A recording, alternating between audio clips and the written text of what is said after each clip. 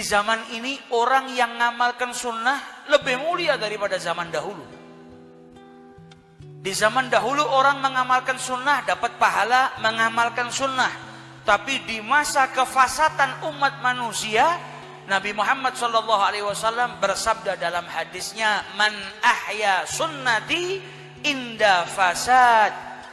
Sebarang siapa yang mengamalkan sunnahnya ketika zaman dipenuhi manusia-manusia yang sudah fasad, rusak, porak-poranda, maka dalam sebuah riwayat dikatakan falahu ajrun syahid, maka baginya pahala orang yang mati syahid. Riwayat yang lain mengatakan falahu ajru mi'ata syahid, baginya pahala 100 orang yang mati dalam keadaan syahid di jalan Allah. Dan yang paling istimewa riwayatnya Imam Al-Tirmidzi dalam sunannya, man ahya sunnati faqad ahyani. Al-Imam At-Tirmidzi meriwayatkan barang siapa yang menghidupkan sunnahku, kata Rasulullah, maka sesungguhnya dia menghidupkan aku. Siapa yang mengamalkan sunnahnya Nabi berarti dia menghidupkan Rasulullah SAW. Hidup bukan secara jasmani tapi secara ruhan. Orang yang mengamalkan sunnahnya Nabi di rumah berarti menghidupkan Rasulullah dalam rumahnya. Orang yang mengamalkan sunnahnya Nabi di kampungnya berarti menghidupkan Rasulullah di tengah-tengah kampungnya. Orang yang mengamalkan sunnahnya Nabi di kantornya berarti menghidupkan Nabi di kantornya.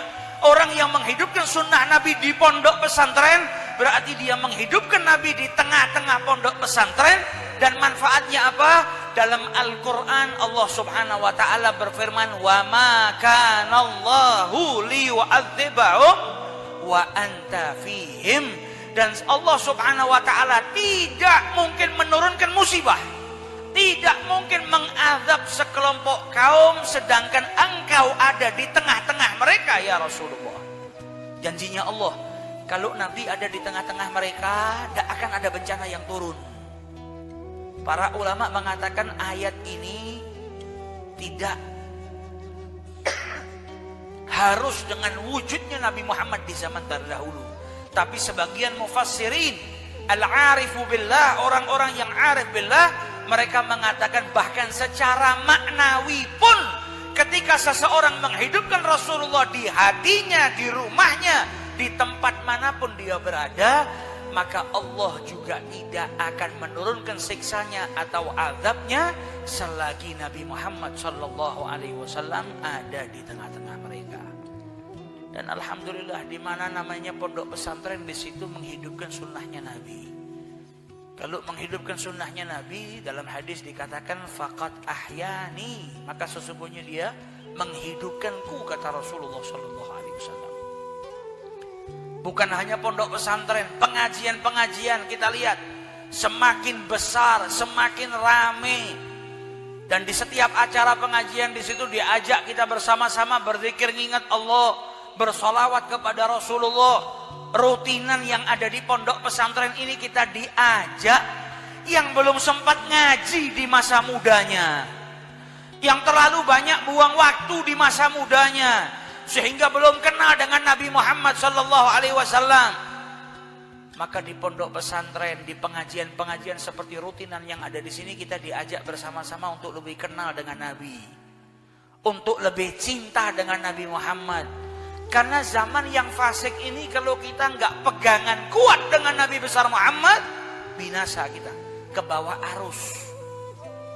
Yang bisa nyelamatin kita di zaman ini sampai nanti yaumil qiyamah, orang yang benar-benar pegangan kuat dengan Nabi besar Muhammad SAW. Diajak kita setiap majelis ada maulidnya, setiap majelis dibacakan sejarah hidup Nabi Muhammad SAW. Di majelisnya, setelah majelis dibawakan tentang ajaran, kisah, akhlak, hadits, untian mutiara yang disampaikan melalui Nabi besar Muhammad SAW. Jadi kita ini diajak, disibukkan untuk sibuk dengan Nabi Muhammad SAW. Dan ini yang bisa menyelamatkan kita. Kan manusia kita ini nggak ada yang bisa sholawat. Karena kalau kita mengucap sholawat, yang kita ucapkan apa? Allahumma sholli ala. Tawasul dulu ke Allah. Ya Allah, limpahkan sholawat kepada, bukan kita yang sholawat, tapi kita minta ke Allah supaya Allah bersolawat kepada Nabi besar Muhammad Sallallahu Alaihi Wasallam. Di sini menunjukkan besarnya derajat sholawat sampai kita nggak bisa ngelakuinnya. Kita minta ke Allah terlebih dahulu supaya Allah bersolawat kepada Nabi besar Muhammad Sallallahu Alaihi Wasallam. Dan ini amalan yang mulia, karena Allah merintahkan kita sholat, Allah nggak sholat, nggak butuh Allah dengan amal. Allah maha kaya. Allah merintahkan manusia puasa, dia nggak puasa. Allah merintahkan kita mengeluarkan zakat, Allah nggak mengeluarkan zakat. Semua amal yang diperintahkan tidak dilakukan oleh Allah. Hanya satu amal, apa? Sholawat. Sebelum Allah merintahkan orang-orang yang beriman untuk bersolawat, sudah dimulai terlebih dahulu sama Allah. Innallaha wa malaikatahu yusholluna 'alan nabi. Kemudian perintahnya kita orang-orang yang beriman bukan perintah sholawat saja, tapi dua. Ya ayyuhalladzina amanu sallu alaihi wasallimu. Perintahnya sholawat dan mengucap salam. Kalau nggak bisa dipisah-pisah, minimal digabung Allahumma sholli wasallim atau sallallahu alaihi wasallam. Bahkan para ulama zaman dahulu itu punya wirid rutinitas sholawat sendiri, salam sendiri. Karena sholawat punya keutamaan, salam punya keutamaan. Orang yang baca sholawat, doanya bisa diijabahi. Setiap doa itu gantung di langitnya Allah sampai orang tersebut bersolawat kepada Nabi Muhammad. Ketika sholawat diucapkan, doanya naik. Tidak ada yang bisa menahan doanya sampai kepada Allah Subhanahu wa Ta'ala. Orang yang baca sholawat dapat rahmatnya Allah, 1 dibalas 10. Sedangkan dengan 1 rahmatnya Allah, kita bisa masuk ke dalam surganya Allah Subhanahu wa Ta'ala. Orang yang sholawat fadilahnya banyak. Jadikan malaikat istighfar, jadikan malaikat nanti nuntun kita melewati siratal mustaqim, memberikan hajat yang kita butuhkan.